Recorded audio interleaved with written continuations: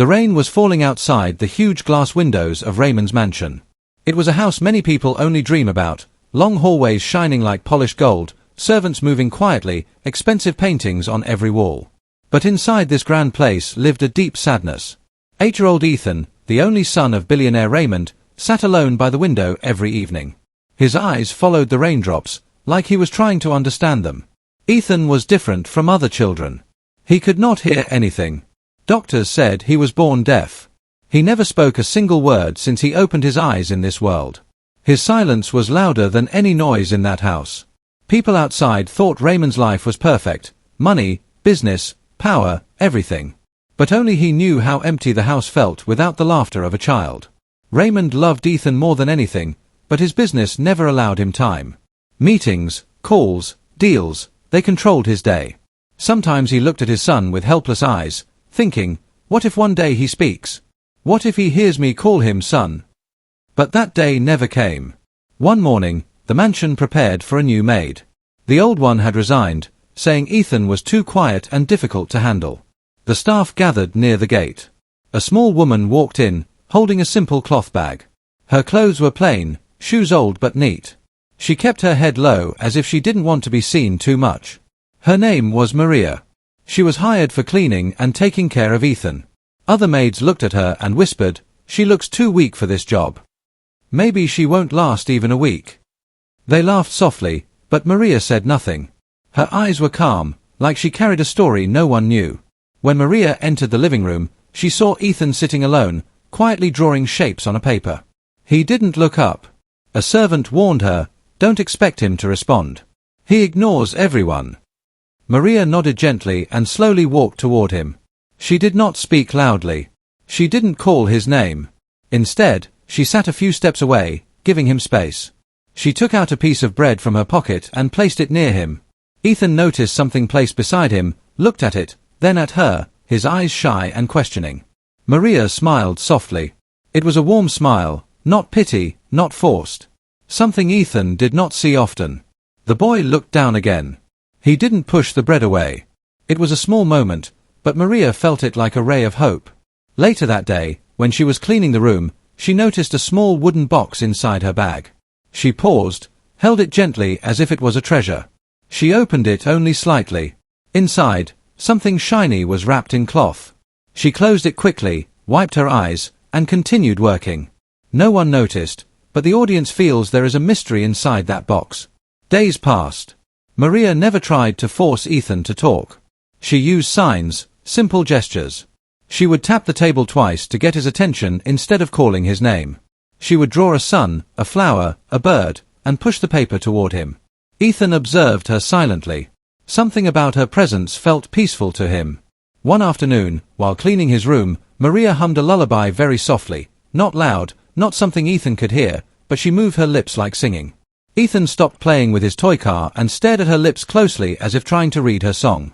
His eyes softened, and he slowly crawled closer, watching her mouth move. He felt something familiar yet unknown. Raymond entered at that moment. He stood near the door silently. His heart shook when he saw Ethan reacting, even if it was small. For the first time, Ethan wasn't looking at the floor or running away. He was curious. Raymond's eyes grew wet, but he wiped them quickly. A billionaire must not look weak in front of staff, at least that's what he believed. He returned to work quietly, but his mind remained stuck in that moment. Later at dinner, Ethan sat beside Raymond. Usually mealtimes were silent, just plates and spoons. But tonight, Ethan was looking around, searching for someone. When Maria entered to serve food, Ethan's eyes followed her. Raymond noticed, and something small but powerful stirred in his chest, hope. As days went by, other servants got annoyed. Why does he react only to her? What is so special about that maid? They complained secretly. Jealousy and curiosity mixed inside their voices. But Maria did not care about opinions. Every night after finishing chores, she would sit with Ethan on the floor and draw shapes. One night, she drew two hands touching and looked at Ethan. He hesitated, then slowly placed his small hand over hers. Maria's heart broke quietly. She whispered in her mind, "He trusts me." But the mansion was not as calm as it looked. Raymond's business was facing a secret crisis. A big contract was failing, meetings were stressful. He became more distant. Every time he passed Ethan's room and heard silence followed by small laughter-like breaths, he stopped. He watched through the door, seeing Ethan smiling faintly with Maria. The kind of smile he never saw before. Something about Maria was changing his child. And then came the moment that started everything. On a cold evening, lightning flashed outside. Maria sat near Ethan holding that same wooden box. Her hands trembled. She looked at Ethan with eyes full of emotion, like she was ready to reveal something big. Slowly, she opened the box. Ethan leaned forward, curious again. Inside was a small, old, handmade hearing device. Ethan touched it gently. Raymond, passing by, noticed the scene and froze. This was no ordinary moment. Something big was about to begin. Something that could change Ethan's life forever. And no one, not even Raymond, knew that Maria was carrying a past deeper than anyone could imagine. The room felt still, as if time stopped. Rain tapped on the windows softly, but inside the mansion it felt like a storm had risen in one moment. Maria held the small wooden box open, showing the hearing device resting inside like a fragile hope. Ethan stared at it with wide eyes, slowly reaching out with delicate fingers. He touched it gently, almost afraid it might disappear like a dream. Raymond stood near the door, hidden from view. His breath grew heavy. His son had never shown such attention to anything before. For years he spent millions on doctors, treatments, experts from around the world, but Ethan remained silent, unresponsive. Yet now, one simple maid, with an old wooden box, was doing something no expert could do. She was reaching Ethan's heart. Maria spoke softly even though Ethan couldn't hear. "This was made for a very special boy," she whispered, her voice filled with warmth and heartbreak, "just like you." Ethan couldn't hear her words, but he looked into her eyes, and something inside him understood. Emotion speaks louder than sound. Raymond watched from the doorway. His hands tightened into fists, not in anger, but fear. Who was this woman? How did she get this device? Memories of doctors telling him your son may never hear, never talk echoed painfully in his mind. Maria lifted the device carefully. It wasn't like modern digital machines. It looked handmade, slightly old but full of love. Ethan leaned even closer, eyes glowing with curiosity. It was the first time Raymond saw desire in his son's eyes, desire to connect, to be part of a world he never heard. Maria slowly brought the device near Ethan's ear but stopped. "Only if you trust me," she said with a trembling voice. Ethan blinked twice, then nodded, just a tiny nod, but it felt like the universe shifted. She placed the device behind his ear. Ethan froze. Maria clicked a tiny switch. A soft vibration ran through the device. Ethan flinched lightly, his eyes widened, something like sound, maybe a faint hum, reached his world for the very first time. A tear rolled down his cheek. Not from pain, from shock. He looked at the moving window curtains and felt something new. He turned quickly to Maria, breathing fast. Sound was still blurry, just noise, not words, but it was something. Something he never knew before. Something no money or doctor gave him. Maria's lips trembled. She placed her hand gently on his cheek. "You are not alone anymore," she said, voice shaking. Raymond stepped inside slowly now, unable to stay hidden. His footsteps echoed across the floor, and for the first time, Ethan reacted to sound. He turned his head toward the noise, confused, scared, amazed. Raymond stopped walking, shocked, his knees almost weak. "Did he hear that?" Raymond whispered, disbelief breaking him. Maria stood up immediately, respectfully. "Sir, I hope you don't mind. I only... How did you get that device?" Raymond's voice was deep, serious, almost shaking. Maria looked down, fingers clutching her dress nervously. The other servants peeked from far away, whispering again. "Maybe she stole it. Maybe she tricked the boy. She's pretending to be special." Their eyes judged her the same way life once did. Maria took a deep breath. "Sir, I need to explain. But not here. Not in front of Ethan." Raymond hesitated, then nodded slowly. He wasn't angry, he was desperate. He wanted hope, even if it came from a maid. He asked 2 guards to take Ethan to his playroom gently. But Ethan grabbed Maria's clothes tightly, refusing to let her go. It shocked everyone. Ethan never reacted like this before. He looked scared she might disappear. Maria knelt and signed gently with her hands, a promise, she would come back. After a moment of hesitation, Ethan's grip loosened. Raymond signaled Maria to follow him to his private study, a room filled with books, business trophies, and photos of deals won. But among those objects, one frame stood alone, Ethan as a baby, sleeping silently. Raymond looked at that photo often, imagining the first word he never heard. He turned to Maria. "Tell me everything." Maria stood there quietly for a few seconds. Her eyes held pain, memories, and secrets she had buried for years. She opened the wooden box again. Inside it, apart from the device, was a torn photograph. Raymond leaned forward. His eyes widened. In the photo was Maria, younger, smiling, holding a baby boy with round cheeks. A man stood beside her. They looked poor, but happy. On the back of the photo was written, "For Daniel, my little fighter." Raymond's voice softened, filled with shock. "Who is Daniel?" Maria's eyes filled with tears that she tried to hold back. Her voice broke. "My son." Raymond felt a cold shiver run through his body. Maria continued, words heavy like stones. "He was born deaf too, just like Ethan. Doctors said he would never hear.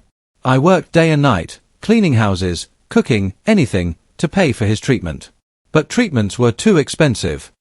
She touched the hearing device gently as if it held her entire heart. "One day, a kind old engineer in town made this device for Daniel. He said it might help him hear small sounds. And it did, sir." A sad smile formed on her lips. "My son heard my voice for the first time. He said, 'Mama.' Just once, and then..." Her voice cracked. Tears fell silently. Raymond stepped closer, heart aching. "What happened?" Maria looked up, eyes red. "He died in an accident 2 years ago." The room turned silent like a graveyard. Raymond's breath stopped. The audience feels the weight. The pain. The reason she looked at Ethan with so much love. Maria continued, barely holding herself. "I kept this device to remember him. When I saw Ethan, he reminded me of Daniel. I couldn't ignore him. I wanted to give him what my son had, a chance." Raymond's eyes filled with tears. A billionaire, powerful to the world, stood broken like a father who only wanted his son to laugh. He whispered, "Maria, can this device help Ethan speak someday?" Maria wiped her tears, voice steady now. "Yes, sir. But we need patience. Love. Time. And he must trust us fully." Raymond nodded with new determination. A spark of hope, finally alive. He said softly, "Help me save my son." And just like that, a maid and a billionaire stood on the same side, for one silent child who might speak one day. But the mansion didn't know what was coming next. Someone in the house had been listening to their conversation. Someone jealous. Someone who didn't want Maria there. And soon, a storm would rise. The next morning, the mansion felt different. Sunlight entered through the tall glass windows, and for the first time in years, the house woke up with hope instead of silence. Ethan sat on the carpet in the playroom, holding crayons in his little hands. He usually ignored toys, avoided people, and kept himself locked away in his quiet world. But today, he was waiting for Maria. His eyes kept moving toward the door. And when Maria entered with a gentle smile, Ethan stood up, slowly, nervously, and walked to her. The servants around the room stared, shocked. Ethan rarely reacted to anyone, not even to Raymond. But now, he held Maria's hand as if she carried light in darkness. Today, Maria came prepared. She sat on the floor beside Ethan, placing drawing sheets before him. With slow hands, she drew a simple house. Then she pointed to it and signed the word home. Ethan watched her hands carefully, his eyes following every movement. Again she signed, home. Ethan hesitated, then copied her gesture, small, shaky but real. That one sign was like a miracle. Raymond, standing behind the half-open door, covered his mouth with his hand. He felt tears threaten to escape. His heart trembled. My son just communicated. Maria continued slowly, never pushing too hard. She pointed to the son she drew next, signing son. Ethan touched the yellow circle, then touched his ear, confused why he couldn't hear the sound of her voice. Maria placed the hearing device gently behind his ear again. Ethan blinked, nervous but trusting her. Small sounds entered his world, not clear words yet, but muffled tones, vibrations, pieces of life. He heard something like maybe her soft hum. His lips parted in wonder. Raymond finally entered, unable to stay hidden anymore.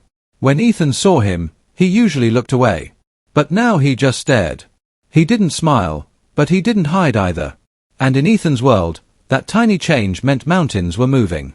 Raymond walked closer and knelt down beside his son. He touched Ethan's tiny hand, gently. "Hey, buddy," he whispered even though he knew Ethan couldn't fully hear him.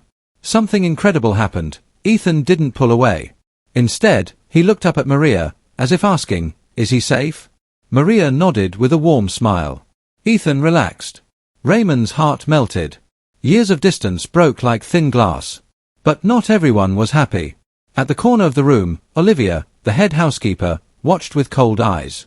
She had worked in the mansion for 10 years, hoping to become someone important to Raymond. She believed she knew everything about the household. But now a simple maid was becoming the center of attention.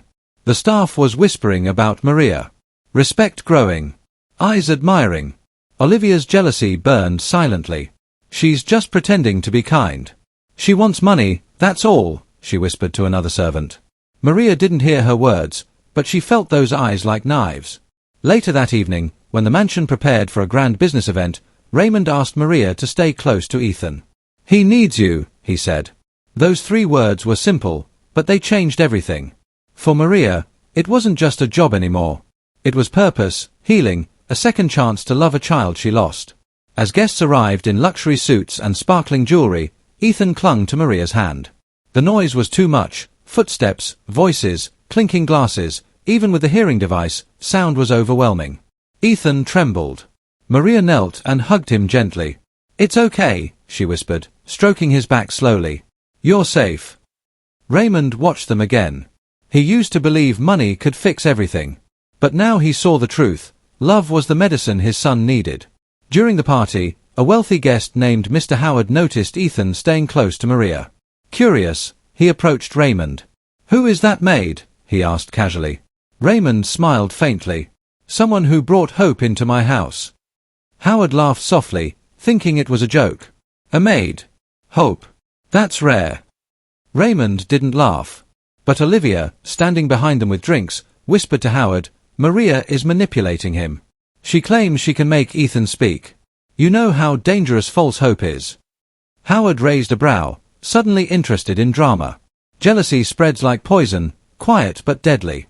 Meanwhile, Maria took Ethan to the garden to escape the noise. The night air was cool, the moon bright. Fireflies glowed like tiny stars.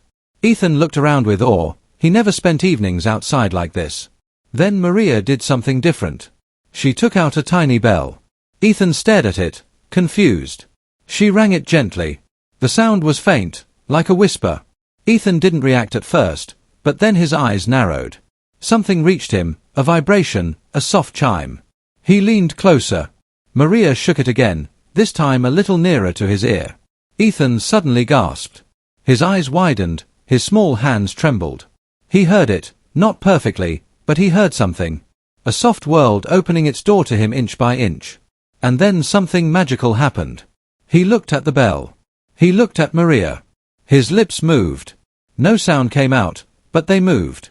As if trying to say Ma. Tears filled Maria's eyes instantly. She held his hands tightly. "You're doing great," she whispered. Raymond stepped outside, catching this moment. His heart stopped, then raced. Ethan's lips moved again, shaky, new, unfamiliar, but full of hope. The billionaire felt weak in his knees. For the first time in years. His boy was trying to speak. But inside the mansion, Olivia watched from the window, her face twisted with bitter jealousy. She could not let Maria take all the praise. She could not allow a simple maid to become a hero. So that night, she made a plan. A plan that could destroy everything Maria built, and put Ethan's future at risk. The next morning, Ali and Hamza woke up early, even before the sun had fully risen. The small room felt colder than usual, and the silence reminded them that their mother was still asleep, weak and tired. Hamza gently touched her forehead. She opened her eyes slowly and smiled faintly. "My brave sons," she whispered. "Did you sleep well?" "Yes, Amma," Ali replied, carefully hiding the stress in his voice. "We will bring your medicines today." She nodded, believing in her children more than anyone else in the world. After giving her water and preparing a small breakfast with a little milk left, the boys quietly stepped outside. Their shoes rubbed against the rough ground, and their hearts were filled with determination. They had one goal: earn enough money for food and medicine. They went back to the busy traffic signal, hoping for a better day. Cars rushed past them, people seemed in a hurry, but the boys remained patient. Hamza stood with a box of tissues, offering to drivers politely. Ali cleaned car windows, hoping someone would hand him a few coins. Hours passed. Some people smiled at them. Some ignored them. Some even scolded them. But they didn't stop. They remembered their mother's gentle eyes, her endless sacrifices. At noon, tired and hungry, they sat under a tree. Ali counted the money they had earned, his fingers trembling with excitement. "Hamza, look. We made more than yesterday," he said, eyes shining. Hamza's smile widened. "Amma will be happy. Let's buy medicine first." They stood up and were about to leave when a black car slowly stopped near them. The window rolled down. It was the same man from yesterday, the one with the flat tire. He looked at them closely, as if trying to understand something. "You two helped me yesterday," he said, his tone gentle. "Why aren't you in school?" The boys looked at each other. Ali answered softly, "School? We want to study, but we earn to take care of our mother. She is sick. There is no one else." The man's eyes softened. He could see honesty in their faces. "What is your name?" he asked. "I am Ali, and this is my brother Hamza," Ali replied. The man thought for a moment, then said, "Get in the car. I want to see your mother." Ali hesitated. Hamza whispered, "Do you think we should trust him?" Ali remembered how the man thanked them with respect yesterday. He nodded slowly. Together, they sat in the car, nervous, hopeful, unsure. The man drove through busy streets and narrow lanes until they reached the small house where the boys lived. He stepped inside with them. When the mother saw her sons bringing a stranger, she tried to sit up but felt weak. Who are you?" she asked politely. The man smiled warmly. "I am someone your boys helped. They have kind hearts, and you raised them well." He looked around the humble room and felt something stir inside his chest: sympathy, respect, admiration. He opened his wallet and placed money gently beside her mattress. "This is for your treatment. And tomorrow, I will come again. Those boys deserve a future." Ali and Hamza stared in disbelief. Tears formed in their mother's eyes. "Why are you helping us?" she asked softly. The man looked at the boys and replied, "Because sometimes, angels come in the form of children." The next morning, Ali and Hamza woke with hope in their hearts.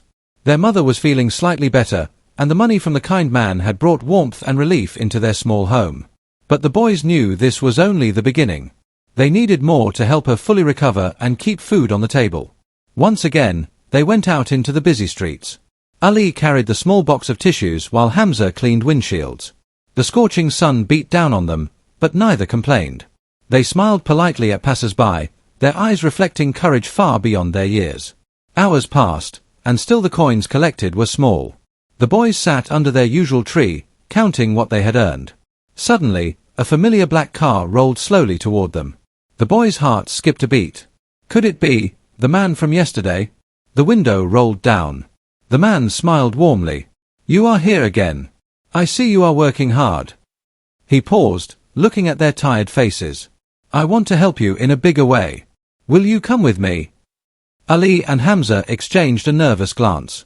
"Where?" Ali asked cautiously. "To a place where your mother can get the best treatment. A hospital that can make her strong again," the man replied. The boys didn't hesitate this time. They trusted him. As they drove, they looked at each other and whispered words of hope. "Amma will be okay," Hamza said quietly. Ali nodded, feeling a spark of happiness he had not felt in months. At the hospital, doctors examined their mother carefully. They were impressed with her spirit and the boys' dedication. Tests were run, and soon the doctor came out with a smile. "She is weak, but she will recover with proper care. You boys have done something wonderful bringing her here." Ali and Hamza felt relief like never before. Tears rolled down their cheeks as they thought of their mother. She had sacrificed everything for them, and now they had a chance to give back. The man from the car watched silently. Then he leaned down and whispered to Ali and Hamza, "You two are brave. The world must see that. One day, you will be rewarded for your courage." The boys didn't understand everything, but they felt his words deeply. They had always believed in hard work and love, but now someone powerful believed in them too. That day, a sense of hope filled their hearts, brighter than the sun shining above. After leaving the hospital, the man handed them a small envelope. "Open it at home," he said. The boys did as told. Inside, they found enough money to cover their mother's medicines, food for several weeks, and even a small gift for themselves, a rare treat they hadn't had in months. They looked at each other with disbelief and joy. Their mother hugged them tightly when they returned home, tears running down her face. "Thank you, my brave sons," she whispered. "You never gave up on me." Ali and Hamza smiled, feeling proud. But in the back of their minds, they also felt curious. Who was this mysterious man who helped them without asking anything in return? And why had he chosen them? They didn't know yet, but they felt that their lives were about to change in ways they could never imagine. That night, as they sat by their mother's side, the boys held her hands. The fire of determination burned brighter in their hearts. They knew that tomorrow, and the days to come, they would continue working, learning, and helping their mother, but now, they carried hope with them. And sometimes, hope comes in the form of strangers who see your courage and decide to stand beside you. The days passed, and life slowly began to change for Ali, Hamza, and their mother. Their home no longer felt so empty. Medicines arrived on time, food was available, and their mother could rest without worry. But the boys never forgot the mysterious man who had helped them. Who was he? Why had he chosen them? Questions lingered, but they didn't ask. For now, they were too busy caring for their mother and taking small steps toward a better life. One evening, as the sun dipped below the horizon, a black car slowly pulled up near their small home. Ali and Hamza ran toward it, hearts pounding. Could it be him again? The driver stepped out, and this time, there was no hesitation. The man smiled warmly at them. "I have something important to show you," he said, "and you need to come with me." The boys glanced at their mother. She nodded slowly, her eyes full of trust. "Go, my sons. I will be fine." The man led them to a large building nearby. It looked like a simple office from outside, but inside, it was filled with photographs, awards, and screens showing people helping communities, building schools, and changing lives. The boys stared in amazement. "Welcome," the man said. "I want you to see something." He pressed a button, and a screen lit up with videos of children just like Ali and Hamza, hardworking, caring, and brave. The man explained, "These children inspire people. They show courage even in the hardest times. I want to give you the chance to inspire the world too." Ali and Hamza listened quietly, feeling a mixture of fear and excitement. Suddenly, the man's face became serious. "I am not just anyone," he said. "I am a philanthropist who works quietly to help those who need it the most. And you too, your actions, your love for your mother, have proven that you are special." The boys were speechless. They didn't understand everything, but they felt the weight of his words. The man reached into his pocket and handed them a small folder. Inside were letters, promises of education, and opportunities for the future. "This is for you and your mother," he said. "You don't have to struggle alone anymore." Ali and Hamza's eyes filled with tears. They hugged the man, their gratitude overwhelming. But then he added, "There is one more thing you need to know." His voice dropped, serious and urgent. "I have been watching you for days, and someone dangerous is also watching, people who don't want children like you to succeed. You must be careful." The boys looked at each other in shock. Fear mixed with their happiness. "What do you mean?" Ali whispered. "There are people who think power and money should stay with them alone. They don't care about kindness, about courage, about love. They will try to stop you. But you are not alone anymore. You have support, and you have your mother. Together, you are stronger than any danger." That night, as they returned home, Ali and Hamza held their mother's hands tightly. The world felt bigger now, full of hope, yes, but also danger. Yet for the first time, they believed that no matter what happened, they could face it together. They had each other, they had love, and now, they had someone powerful standing behind them. As they slept, a shadow moved quietly near their home. Someone was watching, waiting, and planning. The boys were unaware, but the world they were entering was about to test their courage in ways they had never imagined. And tomorrow, everything would change. The city outside remained quiet, but inside their small home, hearts were beating faster, hearts ready to face destiny. The morning sun fell softly on the small home. Ali and Hamza woke early, full of nervous excitement. Today, the mysterious man had promised to return, but this time, with something that would change their lives forever. Their mother sat by the window, smiling weakly, holding her son's hands. She had seen hope for the first time in weeks, and that hope burned brightly now. When the black car arrived, the boys ran toward it. The man stepped out, smiling warmly. Behind him were a group of people, doctors, teachers, and social workers. "Today," he said, "your mother will receive the treatment she deserves, and you too will get an education, guidance, and protection for the future." The boys stared in disbelief. Everything they had dreamed of, safety, learning, hope, were suddenly within reach. But before they could react, the man's expression turned serious.